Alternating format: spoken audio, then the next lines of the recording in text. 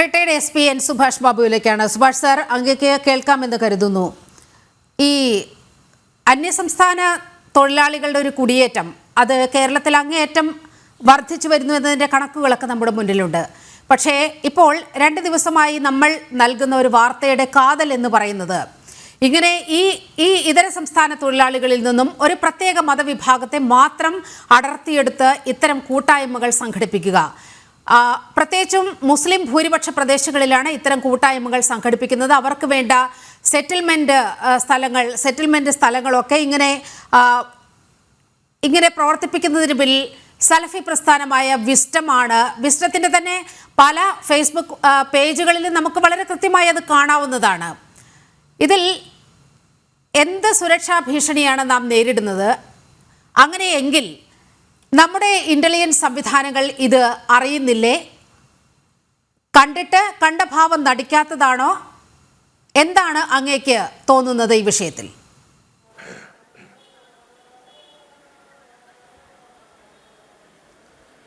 നമ്മളിപ്പോൾ അന്യ സംസ്ഥാന തൊഴിലാളികളെ അതിഥി എന്ന് പറയുന്നു. പക്ഷേ ഇവിടെ വരുന്നതൊക്കെ ആതിഥ്യം വരളാൻ വേണ്ടിയിട്ട് അല്ലെങ്കിൽ സ്വീകരിക്കാൻ വേണ്ടിയിട്ടില്ല. ഇവിടെ രാജ്യദ്രോഹപരമായ പ്രവർത്തികൾ, അത് ജനദ്രോഹമായ പ്രവർത്തികൾ ചെയ്യാൻ വേണ്ടി അതിലൊരു നല്ല വിഭാഗം ആളുകൾ വരാൻ തുടങ്ങി.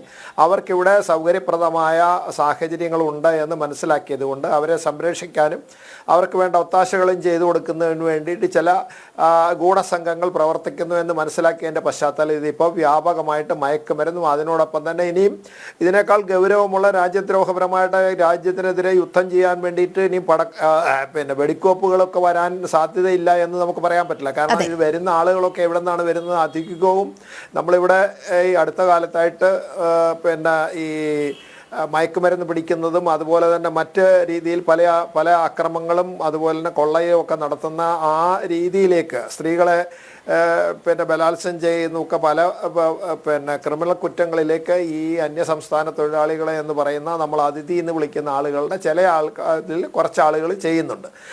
നമുക്ക് അതിനൊരു ശക്തമായ ഒരു നിയമമില്ല. പണ്ട് 1979 ഒരു നിയമം ഉണ്ടാക്കി, കേരളത്തിൽ 83 അതിൻ്റെ ഒരു റൂൾ ഉണ്ടാക്കി. അത് അവരുടെ ജോലി റിസർവേഷനും അവരുടെ വെൽഫെയറിന് വേണ്ടിയിട്ടുള്ള കാര്യങ്ങളാണ്. പക്ഷേ ഇവരെ സ്ക്രീൻ ചെയ്ത് ഇവരാരാണ് വരുന്നത്, അതിനുശേഷം പിന്നെ ഇപ്പോൾ ഇവരെ കൊണ്ട് പ്രശ്നങ്ങളൊക്കെ ഉണ്ടായി. കുറേ കൊലക്കേസുകളൊക്കെ ഇവർ പെട്ടു. പിന്നെ കുറേ അധികം തമ്മിൽ അങ്ങോട്ടും ഇങ്ങോട്ടും വെട്ടിക്കൊല്ലുകയും അത് ആക്രമിക്കുകയൊക്കെ ചെയ്തു. അതിൻ്റെ പശ്ചാത്തലത്തിൽ ഇങ്ങനെ വരുന്ന മൈഗ്രൻ്റ് വർക്കേഴ്സിനെ രജിസ്റ്റർ ചെയ്യണം, പോലീസ് സ്റ്റേഷനിൽ പോയി ചെയ്യണം. അതുപോലെ തന്നെ അവരെ കൊണ്ടുവരുന്ന കോൺട്രാക്ടേഴ്സ് അതിന് റെക്കോർഡുകൾ ഉണ്ടാക്കണം, ലൈസൻസ് കോൺട്രാക്ടേഴ്സെ കൊണ്ടുവരാൻ പാടുള്ളൂ. അങ്ങനെ ഒരുപാട് റെഗുലേഷൻ ഉണ്ടാക്കി എന്ന് പറഞ്ഞു. പക്ഷേ അതൊന്നും പ്രായോഗികമായിട്ട് ചെയ്യാൻ പറ്റില്ല. പോലീസ് സ്റ്റേഷൻ സാധിക്കുന്നില്ല. കുറച്ചൊക്കെ അവരങ്ങോട്ടും ഇങ്ങോട്ടും അവർക്ക് സാധിക്കാത്തതുകൊണ്ട് അവിടെ മൂലയിലിട്ടിരുന്നു. അതിനിപ്പോൾ ലേബർ ഡിപ്പാർട്ട്മെൻറ്റാണ്, അതിനപ്പുറം സോഷ്യൽ വെൽഫെയർ ഡിപ്പാർട്ട്മെൻറ്റ് ആണെങ്കിൽ ആ ഭാഗത്തെ പറ്റിയിട്ട് തിരിഞ്ഞു നോക്കുന്നില്ല. അപ്പോൾ ഇവരെ നിയന്ത്രിക്കുന്നതിന് ഇവരെ ശരിയായ ഒരു കണക്ക്, ഇപ്പം നമ്മുടെ കണക്കനുസരിച്ച് 35 ലക്ഷം ആളുകൾ നമ്മുടെ കേരളത്തിൽ മാത്രം അന്യസംസ്ഥാന തൊഴിലാളികൾ ഉണ്ടെന്നാണ് പറയുന്നത്. അപ്പോൾ അതിന് ഗവൺമെൻറ് കണക്കനുസരിച്ച് അതിനേക്കാൾ ഒരു 10 ലക്ഷത്തിനോളം താഴെയാണ് പറയുന്നത്. അതിന് കണക്കൊന്നുമില്ല. വെറുതെ ഒരു ഒരു കൊട്ടത്താപ്പിനൊരു കണക്ക് പറയുക, എന്തായാലും പറയണമല്ലോ എന്ന് വിചാരിച്ചൊരു കണക്ക് പറയുന്നതാണ്. അപ്പോൾ ഇവർക്ക് ശരിയായ രജിസ്ട്രേഷൻ ഇല്ല, ഇവരുടെ ഐഡൻറ്റിറ്റി ഇല്ല, ഇവരുടെ ID പ്രൂഫുകൾ ഏതെങ്കിലും ഒരു ഭരണഘടനാ സ്ഥാപനങ്ങളിൽ ഒരു ഡിപ്പാർട്ട്മെൻറ്റിൻ്റെ കൈവശവുമില്ല. അവർക്കത് ശേഖരിക്കാൻ സാധിക്കുന്നില്ല. അവരുടെ അങ്ങോട്ടും ഇങ്ങോട്ടും ഇവർ ജോലി മാറി മറ്റ് ജില്ലകളിലേക്കോ മറ്റ് സ്ഥലത്തേക്കോ ഒക്കെ പോകുന്നതിന് റെഗുലേറ്റ് ചെയ്യാൻ യാതൊരു സംവിധാനവുമില്ല. അപ്പോൾ അവർക്ക് സ്വച്ഛന്തമായി വിഹരിക്കാൻ വേണ്ടിയിട്ട് ഉതകുന്ന ഒരു സംസ്ഥാനമായിട്ട് മാറി. ഇവിടെ പ്രത്യേകിച്ച് മറ്റ് സംസ്ഥാനങ്ങളെക്കാൾ കൂടുതൽ ഇവർക്കെന്താന്ന് പറഞ്ഞു കഴിഞ്ഞാൽ കേരളത്തിൽ കൂടുതൽ ജോലിയുണ്ട്. അതിനോടൊപ്പം തന്നെ കേരളത്തിലെ ആളുകളൊന്നും ഇങ്ങനെയുള്ള പണിക്ക് ഇവരിപ്പോൾ ചെയ്യുന്ന അധികം പണിക്കൊന്നും പോകാറില്ല. അതുകൊണ്ട് ഇവർക്ക് നല്ല ശമ്പളം ദിവസവേതനം കിട്ടുന്നുണ്ട്, മാസത്തിലാണ് ശമ്പളം കിട്ടുന്നുണ്ട്. അതുകൊണ്ട് ഫാക്ടറികളിലും വീടുകളിൽ പോലും അവരുടെ ഡൊമസ്റ്റിക്, അതായത് ഗാർഹിക ആവശ്യത്തിനുള്ള പണികൾ വീടിനുള്ളിൽ പോലും എടുക്കുന്ന ആളുകളെ അന്യ സംസ്ഥാനക്കാരെ എടുക്കുന്ന ഒരു സംസ്ഥാനം നമുക്ക് പോയി. അപ്പോൾ ഇങ്ങനെ വരുന്ന അവസരത്തിൽ ഇവർ ഇത്രയും കൂടുതൽ അംഗസംഖ്യ ഏതാണ്ട് 35 ലക്ഷം എന്ന് നമ്മൾ ഏകദേശം ഊഹിക്കുന്നു. അതിനേക്കാൾ കൂടുതൽ ഹെൽപ്പുണ്ടാകും. ഇത്രയും ആളുകൾ വന്നു കഴിഞ്ഞാൽ എന്താ ഉണ്ടാകുന്നതെന്ന് ഏകദേശം നമുക്ക് സൂചിപ്പിക്കാം. അപ്പോൾ ഇവർക്ക് എവിടെയെങ്കിലും ഒരു സെറ്റിൽമെൻറ്റ് കൊടുക്കുക, ഇവർക്ക് സൗകര്യം ചെടുത്ത് ഇവരെ പറ്റുന്ന സ്ഥലങ്ങളിൽ കൊണ്ടുവന്ന് അധിവസിപ്പിക്കുക. വെച്ചതിന് ശേഷം അവരെ സംബന്ധിച്ചിടത്തോളം കളവായിട്ടോ മറ്റേതെങ്കിലും രീതിയിലോ അല്ല ഇവിടുത്തെ ആളുകളെ വിവാഹം കഴിച്ചിട്ട് അല്ല ഇവിടെ താമസിക്കുന്നു എന്നുള്ള രീതിയിൽ ഇവർക്ക് സ്ഥലം വാങ്ങാമല്ലോ. ഇവിടെ വേണേൽ സ്ഥലം വാങ്ങാം. നമ്മുടെ അതനുസരിച്ചിട്ട് ഇവിടെ താമസിച്ചതിന് ശേഷം ഇവിടെ സിറ്റിസൺഷിപ്പ് വാങ്ങിച്ചതിന് ശേഷം ഇവരുടെ ഇതേമാതിരിയുള്ള രാജ്യദ്രോഹ പ്രവർത്തനങ്ങളും ജനദ്രോഹ പ്രവർത്തനങ്ങളും അനുസ്യൂതമായിട്ട് കൊണ്ടുപോകുന്നതിന് ഒത്താശ ചെയ്യുക. അതിന് പറ്റുന്ന സ്ഥലങ്ങളാണ് ഓരോ സെറ്റിൽമെൻ്റായിട്ട് പ്രത്യേകം കൂടുക. അതിന് വേണ്ടിയിട്ട് ആളുകളെ കൂട്ടുകയാണ്. നിങ്ങളെ സംരക്ഷിക്കാൻ ഇവിടെ ആളുകളുണ്ട്, നിങ്ങളെ ഞങ്ങൾ സംരക്ഷിച്ചോളും, അതുകൊണ്ട് ഞങ്ങളുടെ വഴിക്ക് വരൂ എന്നുള്ള രീതിയിൽ അവരെ വന്നതിന് ശേഷം അത് മുതലെടുക്കാൻ വേണ്ടിയിട്ടുള്ളൊരു സംവിധാനമാണ് നമ്മളിപ്പോൾ പറഞ്ഞത് പല കൂട്ടായ്മകളും. അപ്പോൾ ഈ കൂട്ടായ്മകളൊക്കെ അപകടകരമായ സാഹചര്യത്തിലേക്ക് പോകുമെന്നുള്ളത് നമുക്ക് സംശയം വേണ്ട. കാരണം അവിടെ നിന്ന് വരുന്നതിൻ്റെ ഏതാണ്ട് നമ്മുടെ ഇപ്പോൾ ഔദ്യോഗികമായിട്ട് പഠനത്തിൻ്റെ പശ്ചാത്തലത്തിൽ തന്നെ ഏതാണ്ട് 40% ആളുകൾ മൊത്തം വരുന്നത് 40% ആളുകൾ 8ാം ക്ലാസ് വരെ കഷ്ടിച്ച് പഠിച്ച ആളുകളാണ്. പിന്നെ അതിനുശേഷം ഒരു 35% ആളുകൾ ഒരു അക്ഷരജ്ഞാനം പോലെ അക്ഷരാഭ്യാസം പോലും ഇല്ലാത്ത ആളുകളാണ് വരുന്നത്. ആലോചിച്ച് നോക്കൂ.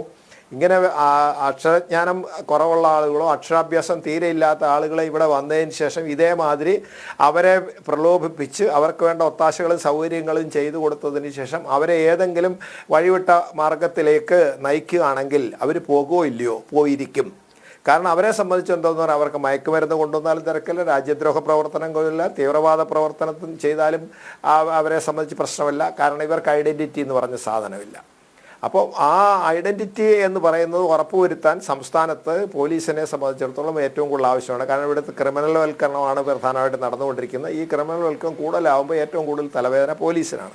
അപ്പോൾ അവിടുത്തെ ഇൻ്റലിജൻസ് സംവിധാനങ്ങൾ വളരെ ജാഗരൂകമായി പ്രവർത്തിക്കണം. ഇവർക്കൊക്കെ അറിയാം, ഈ സാധനമൊക്കെ അറിയാം. പക്ഷേ എന്തുകൊണ്ട് നടപടിയെടുക്കുന്നില്ല എന്ന് ചോദിച്ചു കഴിഞ്ഞാൽ അത് പോലീസ് ഡിപ്പാർട്ട്മെൻറ്റിനോട് ചോദിച്ചാൽ അവർ ഉത്തരം പറയേണ്ടതാണ്. അവരെ സംബന്ധിച്ചപ്പോൾ നമുക്ക് അത് ചോദിച്ചു കഴിഞ്ഞാൽ ഇവിടെ ഇപ്പം ജില്ലാ തലത്തിലൊന്നും പറ്റില്ല, അത് സംസ്ഥാന തലത്തിൽ ഇങ്ങനെ ഇല്ലേ, എന്തുകൊണ്ട് അത് ചെയ്യുന്നില്ല എന്നുള്ളത് ഈ വളരെ ഗൗരവതരമായിട്ട് ചോദിക്കണം. അസംബ്ലി ചോദിക്കാൻ ആരെങ്കിലും ഉണ്ടോ? ഇല്ല.